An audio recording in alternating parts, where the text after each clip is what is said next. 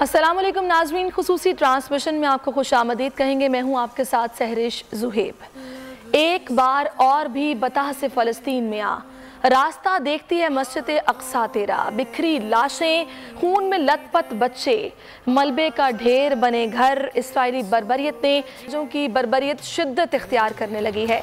Israeli दरिंदों की machine गनों से निकलती गोलियों से खून में नहाती, गोला बारूद के सबब मलबे का ढेर बनती अर्ज़ फ़लस्तीन कई अशरों से अक़वाम आलम की बेहिसी का मातम कर रही है।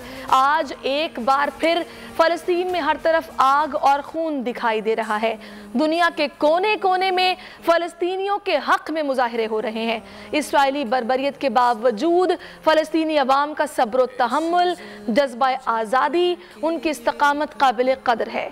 इसराइली जाहिरियत को रोकने से मुतालिक आज दो अहम इजलास हो रहे हैं। अक़वाम मुत्तहिदा की सिक्योरिटी काउंसिल और इस्लामी ममालिक की तंजीम OIC फ़लस्तीन की सूरत हाल पर गौर करेंगे।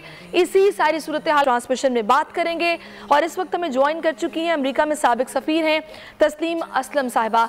तस्लीम असलम साहिबा, बहुत शुक्रिया आपके वक्त का। मैं आपसे भी बात करूँगी, लेकिन मैं चाहूँगी कि इससे पहले नाज़रीन को मैं बताऊँ कि दुनिया भर में मुज़ाहरे हो रहे हैं, एहतजाज किया जा रहा है। वाशिंगटन में इसराइली जाहिरियत के खिलाफ वाइट हाउस और कैपिटल हिल के सामने हज़ारों लोग पुरान मुज़ाहरा कर रहे हैं। रंगो नस्ल से बालातर अफराद ने बड़ी तादाद में हिस्सा लिया है। फ़लस्तीनियों पर होने वाले मज़ालिम को रोकने का मुतालबा किया जा रहा है। वहीं पर हमारे नुमाइंदे कौसर मौजूद हैं, उनसे जानते हैं कि वहाँ पर सूरत हाल क्या है। जी कौसर।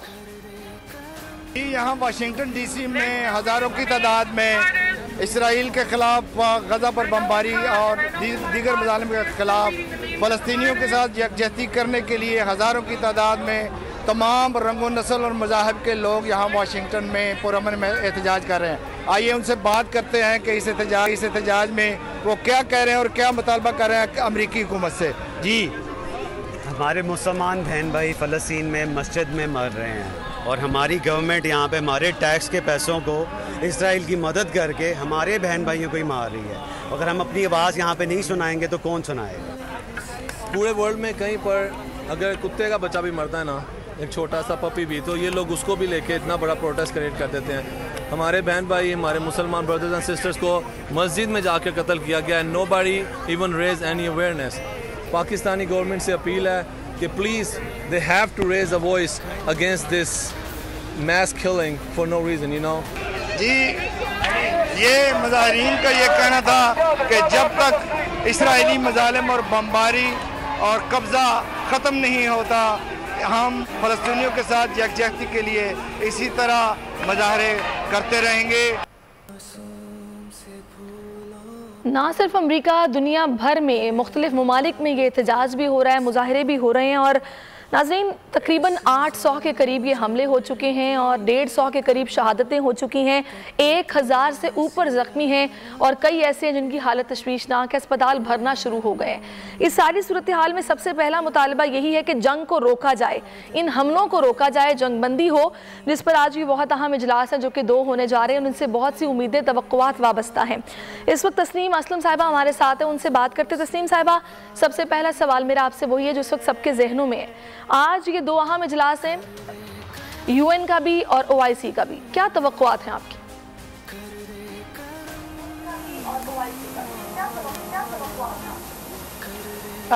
UN सिक्योरिटी काउंसिल का इजलास आपको पता है कि फ्राइडे को होना था और US ने उसको डिले करवा दिया क्योंकि वो इसराइल को और टाइम देना चाहते थे कि जितना मैक्सिमम डैमेज वो इन्फ्लिक्ट कर सकते हैं पैलेस्टीनियंस पे वो कर लें, और इसराइल को ये टाइम चाहिए था। आज इजलास होगा। आपको पता है कि सिक्योरिटी काउंसिल में US के अलावा UK भी है, फ्रांस भी है जो कि बहुत ही ओपनली इसराइल का सपोर्टर है। तो अगर कोई ऐसी चीज़ जो इज़राइल के ख़िलाफ़ होगी वो वीटो हो जाएगी।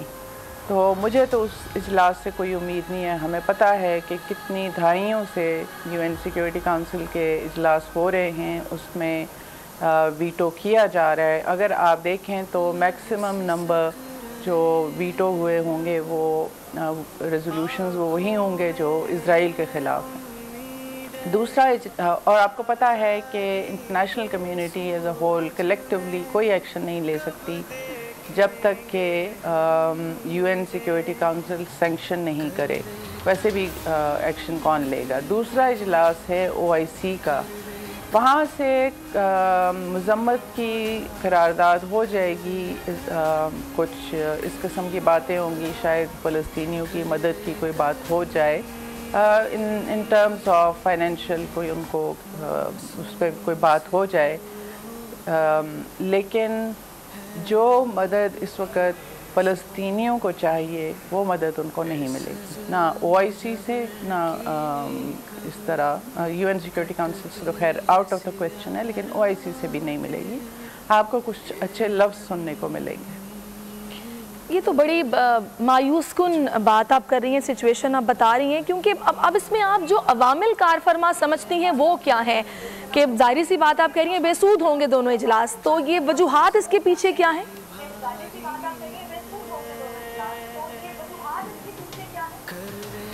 वजूहात एक तो मैंने आपको बताया कि जो वेस्टर्न कंट्रीज़ हैं, US, UK, फ्रांस, जो परमानेंट मेंबर्स हैं, वो तो इज़राइल के एलाइज भी हैं, सपोर्टर्स भी हैं, क्रिएटर भी हैं बल्कि, और उन्होंने सस्टेन भी किया है इज़राइल को, वो मॉन्स्टर बनाया है जो वो आज है।